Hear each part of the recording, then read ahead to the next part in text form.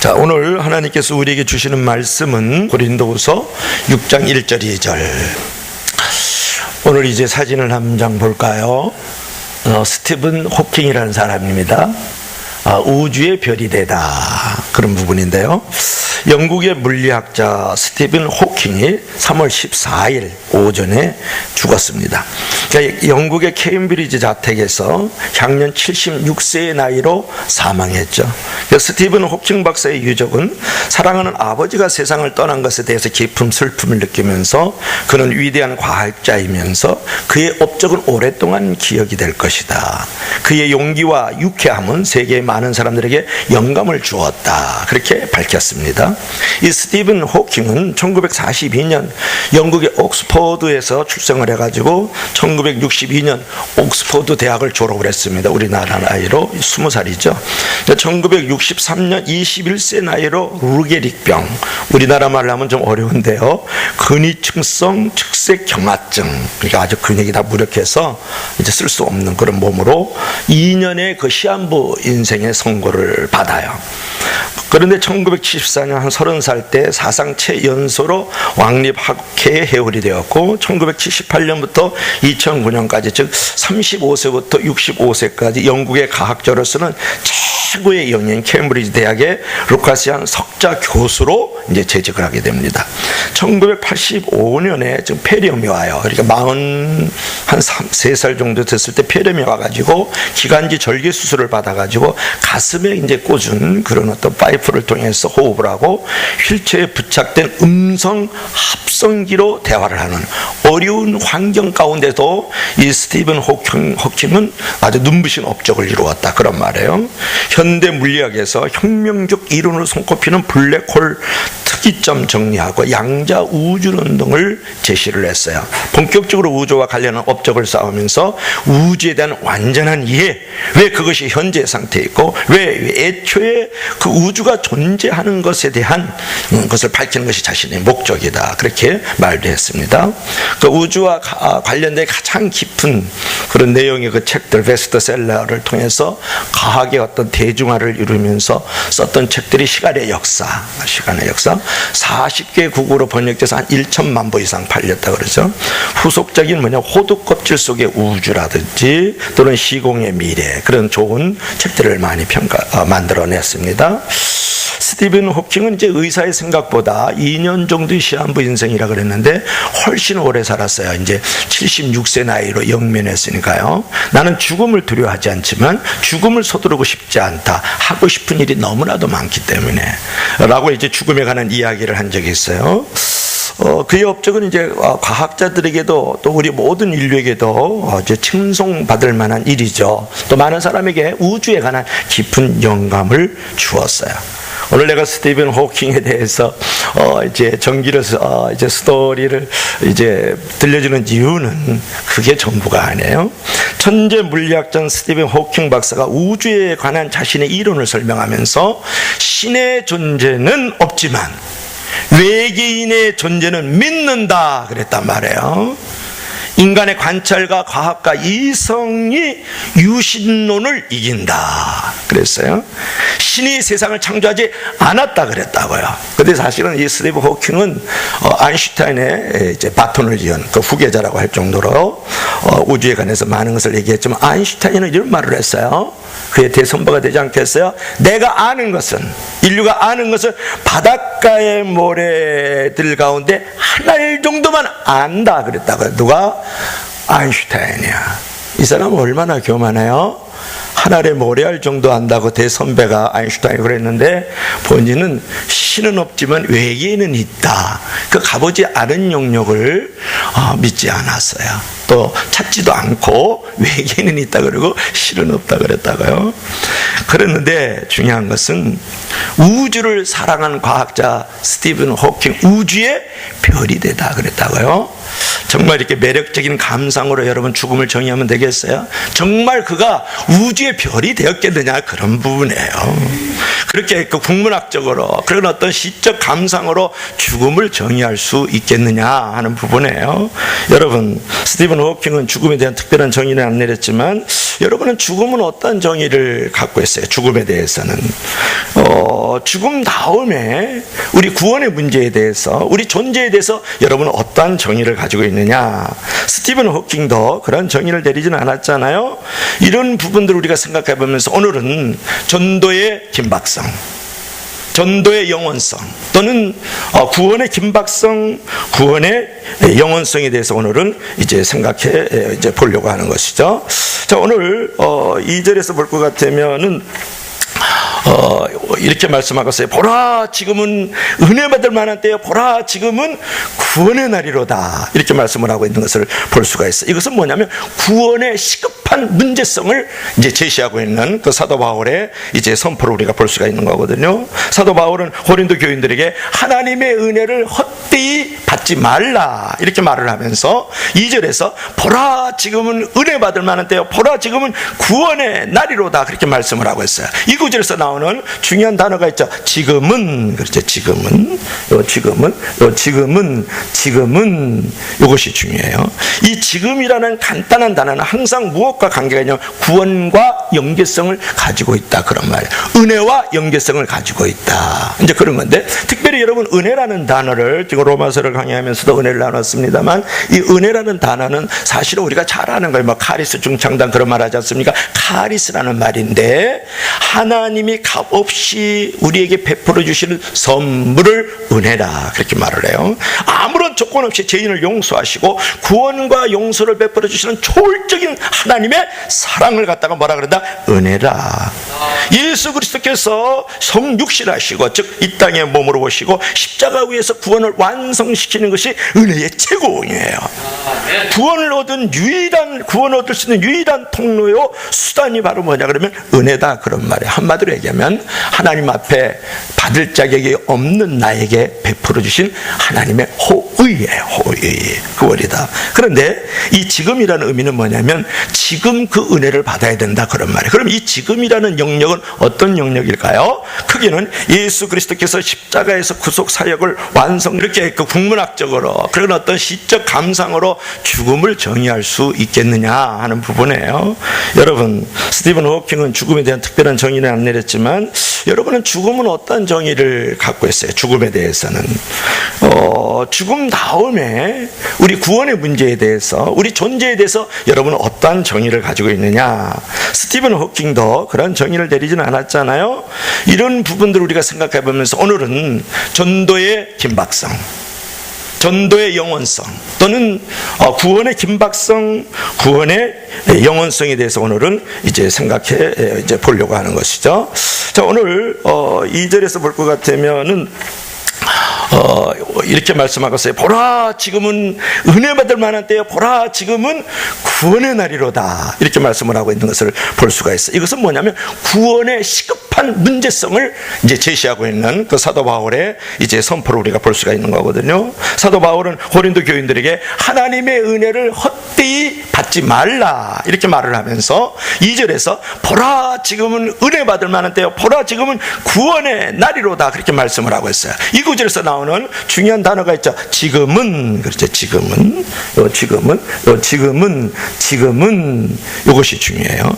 이 지금이라는 간단한 단어는 항상 무엇과 관계가 있냐면 구원과 연계성을 가지고 있다, 그런 말이에요. 은혜와 연계성을 가지고 있다, 이제 그런 건데, 특별히 여러분 은혜라는 단어를 지금 로마서를 강의하면서도 은혜를 나눴습니다만, 이 은혜라는 단어는 사실은 우리가 잘 아는 거예요. 뭐 카리스 중창단 그런 말 하지 않습니까? 카리스라는 말인데, 하나님이 값없이 우리에게 베풀어 주시는 선물을 은혜라, 그렇게 말을 해요. 아무런 조건 없이 죄인을 용서하시고 구원과 용서를 베풀어 주시는 초월적인 하나님의 사랑을 갖다가 뭐라 그런다? 은혜라. 예수 그리스도께서 성육신하시고, 즉 이 땅에 몸으로 오시고 십자가 위에서 구원을 완성시키는 지키는 것이 은혜의 최고이에요. 구원을 얻을 수 있는 유일한 통로요 수단이 바로 뭐냐 그러면 은혜다, 그런 말이에요. 한마디로 얘기하면 하나님 앞에 받을 자격이 없는 나에게 베풀어 주신 하나님의 호의예요. 호의, 구원이다. 그런데 이 지금이라는 의미는 뭐냐면 지금 그 은혜를 받아야 된다, 그런 말이에요. 그럼 이 지금이라는 영역은 어떤 영역일까요? 크게는 예수 그리스도께서 십자가에서 구속 사역을 완성시키신 이후로 최후의 심판 때까지가 지금, 그렇게 말할 수 있어요. 작게는 뭐냐면 내가 살아있는 생존하는 동안에 지금, 또 하나의 지금은 사도 바울이 지금 선포하고 있어요. 말씀을 선포하고 있어요. 제가 여러분에게 말씀을 선포하고 있어요. 지금 그거를 말하는 거예요. 그러니까 그 지금의 영역은 뭐예요? 심판 때까지 지금, 개인이 생존했을 때의 지금 저의 말씀을 듣고 있는 지금, 이 기회를 잊어버리면 은혜의 시기는 영원히 가버리고 다음은 영원한 심판만이 기다릴 것이라는 거예요. 인생은 그렇게 짧습니다. 우리 인생이 언제 끝날지 아무도 알 수가 없어요. 내일을 장담할 수 없잖아요. 그러므로 영혼의 구원의 문제는 다시 기회가 없는 줄 알고 지금 선포하고 지금 선택하고 지금 결단을 내리고 지금 믿어야 되는 줄로 믿을 수 있기를 바랍니다. 할렐루야. 그런데 예수님이 탄생한 이후 서기 79년 8월 24일 정오 때쯤에 공상 영화에서나 볼 수 있는 듯한 놀라운 일이 그런 장면이 화려한 고대 도시 폼페이에서 벌어져요. 폼페이를 직접 갔다 왔지 않습니까? 폼페이 땅이 갑자기 흔들리더니 베스비우스의 그 산이, 그 폼페이 도시 바로 그 뒤쪽에 산이 있는데 이제 그것이 폭발을 했어요. 검은 버섯구름이 솟구칩니다. 푸른 하늘에 순식간에 화산재로 덮이는 거예요. 사람들이 밑에 이제 몸을 피할 겨를도 없이 뜨거운 화산재와 그 용암이 솟구쳐 올라오는데 하늘에서 피가 쏟아지는 거예요. 화산피, 용암, 비가 쏟아지는 거예요. 새들은 날다 툭툭 떨어지고 짐승들은 숨을 곳을 찾아 우왕좌왕하고 화산 폭발은 사흘 만에 그치고 눈부신 태양이 다시 떠오릅니다. 그러나 폼페이는 집 한 채 단 하나의 생명체도 없이 모든 것이 화산재 용암 아래 파묻히고 말아요. 약 한 3m 정도. 폼페이는 환락에 빠져 있다가 신의 저주를 받았고 환경의 저주를 받은 것이죠.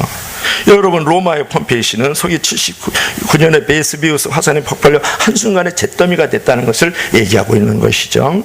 이 사건은 이제 근래에 전설로만 내려오다가 1700년대가 되어서 비로소 세상 밖으로 드러났는데 밭갈던 한 농부가 이제 묻혀있던 그 수도관 일부를 우연히 발견하면서 도시 전체가 이제 발굴이 됐어요. 화산재 속에 이제 파묻혔던 그런 화석들이 이렇게 보여지는데요. 이런 부분들이 자 보이죠? 이제 어린아이를 끌어안고, 내 자식이니까 부부간에 또 서로 사랑하니까 끌어안고 연인끼리 부둥켜 안고 또 이제 그 사업을 하다가 빵을 굽다가 또는 뭐 돈을 이제 계산하다가 죽은 그런 화석들이 얼마나 많이 있는지 몰라요. 지금 그림이 보이지 않습니까? 화산재가 마지막으로 그들을 덮치는 순간에 서로 부둥켜 안고 최후를 맞이하게 되는 그런 모습들이거든요. 여러분, 여기서 우리가 무엇을 생각할 수 있어요? 시집가고 장가가고 씨 뿌리고 거두고, 그죠? 먹고 마시고 향락과 쾌락을 쫓아서 살아갔던 그 폼페이 도시를 볼 수가 있어요. 그리고 불나방이 죽을 줄 모르고 불에 뛰어드는 그런 모습으로 살았던 도시가 뭐냐면 폼페이예요. 폼페이를 갔더니 길에다가 이렇게 화살표를 해놨어요. 큰 바위들이 이렇게 길바닥으로 도로를 만들었는데 화살표인데 그 화살표를 쭉 쫓아가면 어디가 나오는지 알아요? 성매매하는 장소가 나와요. 집장촌이 나온다고요. 그 부분이 거기에 그 당시에도 그려져 있으니까 얼마나 환락의 도시고 쾌락의 도시고 성적으로 타락을 했느냐 말이에요. 물질적인 이제 우상을 섬기고 있었던 도시였거든요. 자, 이것을 볼 때 저와 여러분은 여기서 전도의 긴박성을 느끼지 않습니까? 내일을 약속할 수가 있겠느냐, 그런 말이에요. 언제 우리에게도 종말이, 개인적인 종말, 우주적인 종말이 다가올 줄은 아무도 모른다, 이제 그런 부분이에요. 그래서 성경은 말씀하시기를 내일 일을 너희가 알지 못하는도다. 너희 생명이 무엇이냐? 너희는 잠깐 보이다가 없어지는 안개니라. 야고보서 4장 14절에 우리에게 말씀하고 있잖아요. 여러분, 영혼 구원은 성도가 완수해야 될 가장 중요한 책임이에요. 영혼 구원의 가치만큼 가치 있는 것도 없고, 영혼 구원의 복만큼 복 있는 것도 없고, 영혼 구원의 책임만큼 중요한 책임이 없어요. 그래서 영혼에 대한 긴박성, 전도에 대한 긴박성을 우리가 가져야 된다는 거예요. 아멘. 하나님은 구원의 책임을 먼저 구원받은 사람들의 손에서 찾으신다는 이 놀라운 사실을 아십니까? 그 책임을 다했는지에 대해서 심판 때 하나님 엄격하게 그 책임을 물으신다 그런 말이에요. 너의 손에서 잃어버린 영혼들을 찾을 것이다, 물을 것이다. 만약 우리가 구원을 등한시하면 심판하시는 주님을 만날 때 즐거운 모습으로 만나지 못한다는 이 사실을 알아야 돼요. 그래서 우리가 영혼에 대해서 우리가 긴박성을 가지고 그들에게 좋은 소식을 전해야 되지 않겠습니까? 아멘. 열왕기하 6장 7절을 보게 되면은 무슨 내용이 나냐 그러면 좋은 소식을 알리는 내용이 나와요. 아람 군대가요, 지금으로 말하면 이스라엘이에요. 사마리아니까 이스라엘을 포위를 해요. 누구를 잡으려고? 엘리사를 잡으려고. 그러니까 성을 포위해버리니까 사람들이 먹질 못하잖아요. 그러니까 비둘기 똥 하나가 금덩어리가 바꿔먹을 정도예요. 비둘기 똥을 먹었다고요. 그들은 나귀머리 안 먹거든요. 나귀머리도 먹어요. 그리고 또 심지어는 어느 정도냐면 자식을, 네 자식 잡아먹고 내 자식 잡아먹고 자식을 잡아먹는 내용이 나와요. 자식을 삶아 먹을 정도였다고요. 그런데 하나님께서 이 아람 군대가 지금 이렇게 이스라엘 땅을 이렇게 포위하고 있으니까, 그 성을 포위하고 있으니까 그 이스라엘 백성들은 그 성 안에서 다 죽어나가는 거예요. 그러잖아요. 비둘기 똥을 먹을 정도, 낙의 머리를 먹으면서 자식들을 삶아서 먹을 정도니까 말이죠. 이게 하나님께서 아람 군대들에게 이제 아주 신비한 음성을 들려주는 건데, 병거 소리, 말소리, 막 그냥 큰 군대 소리를 들으니까 이 아람 군대가 이렇게 베나다스를 왕으로 중심으로 해가지고 포위하고 있다가 이제 연합군이 형성이 돼가지고 자기들 쳐들어오는 줄 알고 다들 도망가요. 근데 그때 골짜기에 문둥병 4명이 살았다고요. 4명이 살았어요. 4명이 골짜기에서 나가서 아람 나라가 이제 내려보니까 아람 군대들이 도망가려고 혼비백산을 하고, 거기에 보물도 놔두고 먹는 것도 놔두고 말도 놔두고 병거도 놔두고 의복도 놔두고 물도 놔두고 다 각자 보물과 먹을 것을 잔뜩 놔두고 도망가 버린 거예요. 그러니까 문둥병자들이 보고 너무너무 놀란 거예요. 우와, 이제 생각을 하고, 그래서 자기들이 이제 이렇게 먹으려고 하다가 이 좋은 소식을 자기들만 알면 안 되잖아요. 지금 성 안에서는 아직도 포위하고 있는 줄 알고 이제 지금 막 비참한 상황 속에서 죽어나가고 있는데요. 그래서 그들이 하는 말을 들어보세요. 열왕기하 7장 9절에 나병 환자들이 그 친구들에게 서로 말하되 우리가 이렇게 해서는 안 되겠도다. 이렇게 해서는 안 되겠도다. 오늘날 아름다운 소식이 있는 날이거든 우리가 침묵하고 있도다. 밝은 아침까지 기다리면 벌이 우리에게 미칠지니 이제 떠나 왕궁에 가서 이 사실을 알리자 그러는 거야. 문득병자들이 아주 젠틀맨하죠, 그죠? 뭐라 그래요? 이거 우리끼리만 먹고 이거 모든 거 이제 우리가 이 보물들을 훔쳐가지고 가면은 하나님 앞에 벌을 받는다는 이 좋은 소식을 누구에게 알리게 되겠다? 내 동족들에게, 지금 성 안에 있는 이스라엘 백성들에게 알려야 되겠다. 이런 아름다운 소식을, 이게 중요하잖아요. 여러분, 열왕기 7장에 보면 문둥병자들이 자기들의 배만 채우고 자신들만 구원을 누리는 것은 하나님께서 기뻐하시지 않고 오히려 벌을 내리겠다라고 문둥병자들이 고백을 하고 있거든요. 때문에 이 아름다운 소식을 사마리아 성에 전하게 되는데, 여기서 아름다운 소식은 요즘은 무엇을 말하는 것일까요? 이것이 바로 우리가 복음이 아니겠어요? 구원의 소식인 줄로 믿을 수 있기를 바랍니다. 여러분, 만약에 아름다운 소식이 구원을 누리게 된 것이 맞다 그러면, 구원을 누리게 된 것을 사마리아 성에 전하지 않았다면 이 문둥병자들은 화를 입었을 거란 말이에요. 스스로 고백했던 것처럼 벌을 받았을 거라고요. 왜냐? 이스라엘 백성들이 그 사마리아 성 안에서 다 갇혀 죽기 때문에, 굶어 죽어나가는 거고 질병으로 죽어나가기 때문에 말이죠. 오늘날 아름다운 소식은 무엇입니까? 예수 그리스도의 복음을 말하는 것이죠. 예수 그리스도의 복음을 말한다. 성경 한번 읽어볼래요? 성경 한번 읽어봅시다. 다 같이 시작.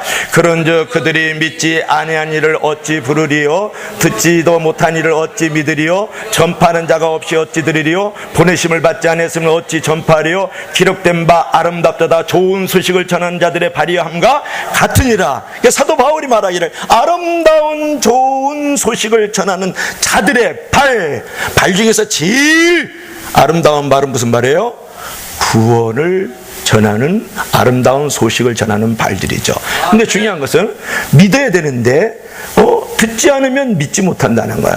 듣지 않으면 믿지 못한다. 그러면 듣게 하기 위해서는 어떻게? 전파하는 자가 있어요. 전파하기 위해서는 어떻게 해야 돼요? 아름다운 발이 돼야 되겠죠.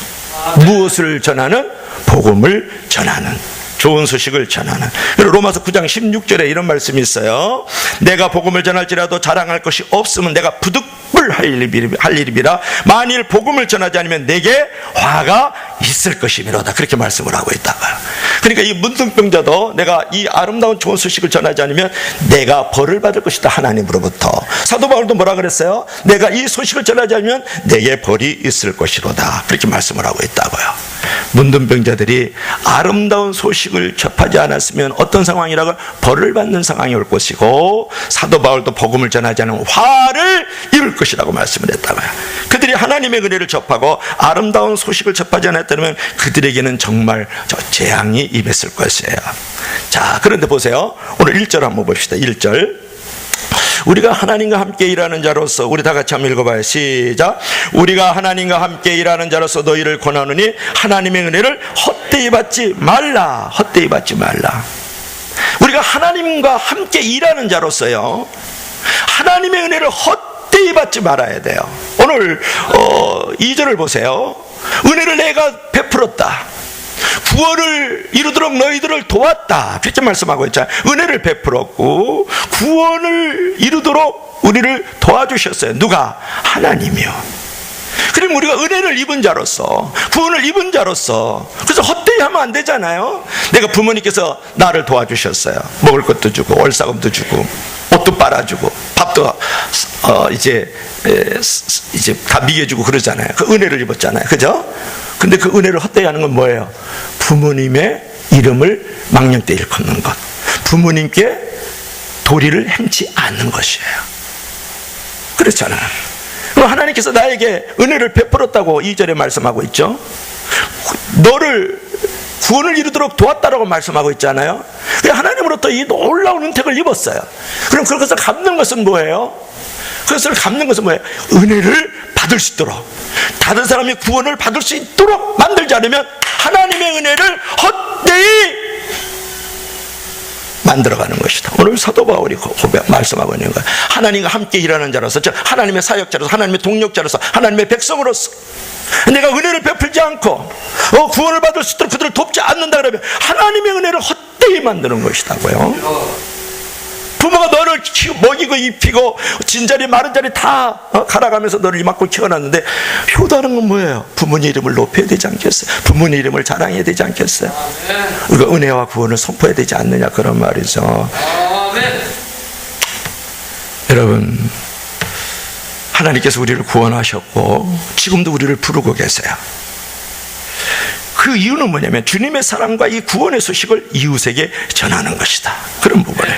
그래서 우리가 성공하는 모든 것은 복음의 전파의 도구가 되어야 될 줄로 믿습니다. 할렐루야. 내가 높은 사회적 신분을 가지고 있으니까 복음 전파의 도구가 되어야 되죠. 그래 은혜를 헛되이 하지 않는 거예요. 내가 이렇게 건강합니까? 복음 전파의 도구로 쓰임받아야 되죠. 그래 은혜를 헛되이 하지 않는 거예요. 내가 이렇게 지식이 있고 내가 이렇게 놀라운 평안 가운데 있습니까? 또 우리 가정이 또 안정된 가운데 있습니까? 내가 이렇게 좋은 직장 생활을 하고 있습니까? 내가 이렇게 좋은 예배당에 나와서 하나님을 높이고 영화롭게 하는 예배자의 삶을 살아가고 있습니까? 하나님의 강한 군사라고 여러분이 불림을 당하고 있습니까? 일컬음을 입고 있느냐, 그런 말이에요. 그러면 우리가 마땅히 해야 되는 일은 뭡니까? 그러한 모든 성공은 복음 전파의 도구로 쓰임 받아야 되는 줄로 믿을 수 있기를 바랍니다. 그래서 제가 즐겨 좋아하는 단어, 귀절이 있잖아요. 불은 타면서 존재하듯이 교회는 전도하면서 존재를 해야 되는 것을. 여러분들이 움직이는 교회예요. 여러분이 살아있는 교회라고요. 교회는 조직과 건물, 이 벽돌이 아니에요. 그럼 어떻게 해야 되겠어요? 여러분이 불이 타면서 존재하듯이 전도하면서 선교하면서 존재해야 될 줄로 믿습니다. 할렐루야. 우리가 미우라 아야코, 내가 좋아하는 사람 가운데 한 분인데, 이런 빙점이라는 책을 한번 꼭 읽어보면 좋죠. 이분 보니까 얼굴 곧 이제 보면 이 빙점이라는 책을 썼어요. 썼는데 이분이 이제 몸이 아주 안 좋은 사람이에요. 일본 여류 기독교 작가거든요. 척추에 이제 결핵근이 침투하는 병에 걸린 병약한 사람이에요. 그런데 그녀이 항상 그 사람이 가지고 있는 그 이제 인생에 대한 철학이라 할까요? 방향은 뭐냐면 어떻게 하나님의 뜻을 이루어갈 수 있느냐에 대해서 늘 관심을 가지고 있었어요.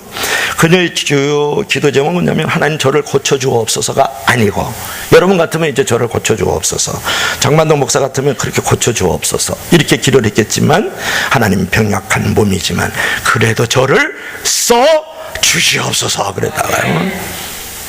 요즘 말로 하면 녹슬어서 없어지지 않고 닳아서 없어지면 좋겠다 그 말을 한 거예요.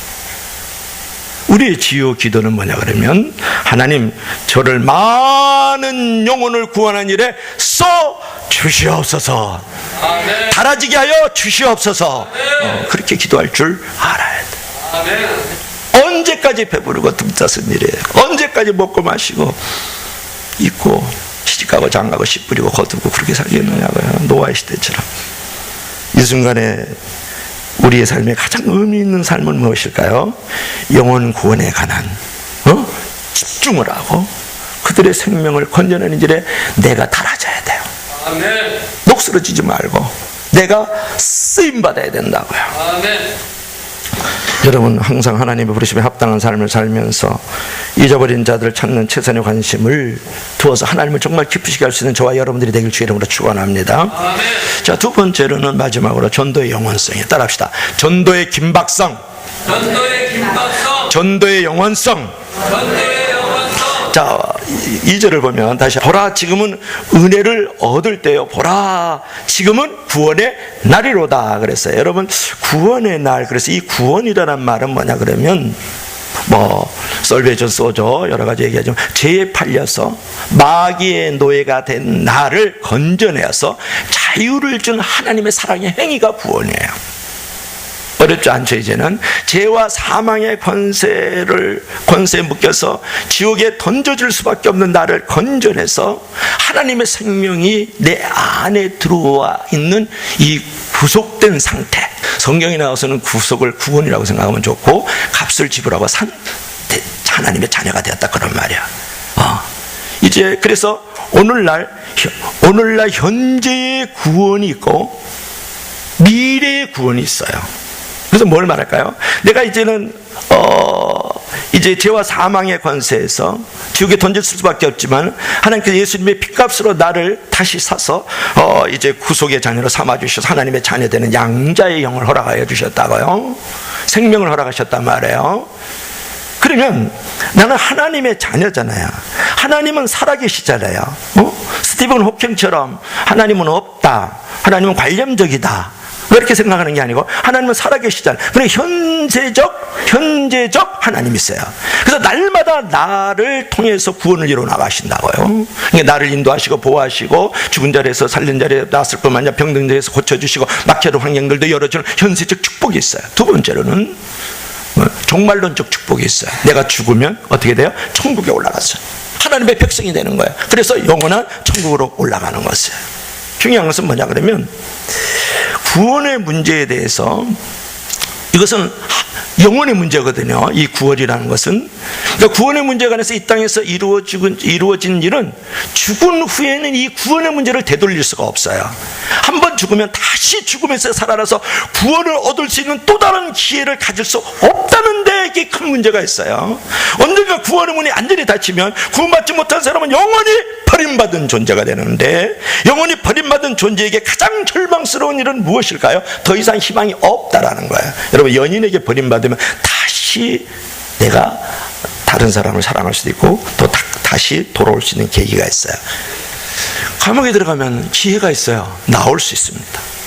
감옥에 들어가면 나와. 죽기 전에는 내보내지 않겠어요, 그죠? 그렇지만 단테가 쓴 이제 그 단테의 신곡에 보면, 지옥편에 보면 그런 표제가 있어요. 지옥은 더 이상 어떠한 희망도 없는 곳. 이게 중요하다. 우리가 구원을 받지 못하면 어떤 희망도 없어요. 더 이상 희망이 없다라는 거예요. 구원받지 못하고 죽으면 제2의 기회가 없다는 데 문제가 있는 거예요. 여러분, 성경에 볼 것 같으면 누가복음 16장 19절부터 31절을 보면 누가 나옵니까? 여기 이제 부자와 이제 나사로가 나와죠. 그러니까 이렇게 피부암에 걸렸어요. 피부암에. 그래가지고 요거 이제 피부를 이 핥아요, 핥아. 여기는 이제 잔치를 벌이고 있잖아요. 지금 막 먹을 거는 있고 막 이러고 있잖아요. 이게 부자와 나사로의 사건을 성화를 만들어 놓은 거예요. 성화를 그려놓은. 그 당시에는 성경 읽으면 감옥에다 집어넣을 때니까 죽이고 막 이럴 때예요. 라틴어 성경 갖다 놓고. 그러니까 성경 이 그림 한 장에 성경이 전부 들을 수 있도록 이렇게 만들어 놓은 거거든요. 그래 이제 이 부자는요 날마다 호의호식하면서 지금으로 말하면 루이비통 같은 옷 입고 말이죠, 뭐 페레가모 막 이런 옷 입고 화장품 쓰고 막 금가락지 막 이런 걸 끼고서 살았다고요. 그래서 그랬어요. 날마다 호의호식하면서 잔치집을 벌이고 말이죠. 상다리가 휘어져. 근데 그 대문 밖에 이렇게 저 나사로가 지금 지팡이 짚고 있잖아요. 그러니까 거기서 누워가지고 그 피고름이 줄줄 나오니까 개들이 핥아요. 핥으면서 그 주인의 상에서 떨어지는 부스러기를 먹으려고 기다리고 있는 모습이에요. 저게 줬다는 말도 안 나요. 그걸 떨어지는 상에서 떨어지는 것을 먹으려고 지금 엎드려 있는 중이란 말이에요. 그런데 동시에 이 마을에서 둘 다 죽어요. 부자도 죽고 거지도 죽어요. 그래서 이제 거지 나사로 이름은 나오죠. 그래서 이제 쫙 올라가가지고 아브라함의 배친구로 하면 천국에 딱 들어가서 주님의 품에 안겼다 그런 말이에요. 근데 부자 이름은 안 나와요. 왜냐면 또 성경은요 참 사람들을 존경합니다. 아주 칭찬하고 인격을 아주 존중해. 부자 이름은 안 나와요. 부자도 이제 천사들에게 이끌려가지고 쫙 올라가가지고 어디에 떨어졌을까요? 지옥으로 떨어지죠. 지옥으로 떨어지는 거예요. 지옥에 떨어져가지고 불꽃 가운데 고민하면서 아버지 아브라함이요, 나사로에게 말을 해서 물 한 방울만 찍어서 내 혀를 손을, 얼마나 뜨거우면 물 한 방울만 찍어서 내 혀를 손을게 없어서 그러고 있다고요. 여러분의 할아버지 할머니가 그러고 있지 않습니까? 묻는 거예요. 여러분의 남편 죽었습니까? 어디에 있습니까? 여러분의 아내가 혹시 죽었을까요? 여러분의 자녀들이 미리 죽었습니까? 지금 어디에 있을까요? 앞으로 죽는다면 지금 어디에 있느냐고요? 부자가 지금 얘기했어요. 돈으로도 권력으로도 해결할 수 없는 거예요. 지옥에서는 물 한 방울만 찍어서 내 혀를 서늘케 해달라고. 다시는 기회가 없다고요. 여러분 지옥은 무엇입니까? 불꽃 가운데 고민하는 자리잖아요. 죽을래야 죽을 수 없는 자리잖아요. 구더기도 죽지 않고 벌레도 죽지 않는 거예요. 도망칠래야 도망칠 수 없고 죽을래야 죽을 수 없잖아요. 기도도 필요 없고 희망이 일체로 없는 것, 지옥이다 그런 말이에요. 여러분의 자녀들은 지금 어디에 들어가겠어요? 죽으면. 여러분의 남편은 죽으면 어디에 들어가겠느냐고요? 천국에 입성하겠습니까? 지옥으로 떨어지겠습니까? 우리가 냉정해야 되지 않겠습니까? 이럴 때 이성을 가져야 되지 않겠어요? 여러분 부자기 때문에 지옥에 들어간 거 아니에요. 가난해서 천국 올라간 거 아니다고요. 재팔려서 마귀의 노예가 돼서 지옥에 던져서 벗을 게 없는 나를 예수께서 십자가 위에서 모든 죄값을 지불해 주고 나를 사신 바 되어서 하나님의 자녀로 영원한 생명을 주었다는 것, 믿는 자는 천국 가는 거야. 믿지 않는 자는 지옥 간다고요. 부자 거지가 천국 지옥을 만들어가는 건 아니잖아요. 두 번 죽지 마세요. 두 번 실수하면 안 되잖아요. 아멘. 부자의 모습 속에서 오늘 우리를 본다 그러면 부자는 자기 중심적이었다는 거예요. 너무 현실적이었다는 것이에요. 여러분들께서 이 도시와 이 나라 민족과 열방을 바라보면서 여러분의 가정을 들여다보면서 자기 중심적 삶을 살고 있지 않습니까? 나만을 위한 삶, 곧 부자의 삶인 거예요. 거지 나사로가 피부암에 걸려서 지금으로 말하면 개들이 와서 핥으면 옷 한 벌은 던져줄 수 있어야 되지 않겠어요? 거기 과일 한 상자는 내줘야 되지 않겠어요?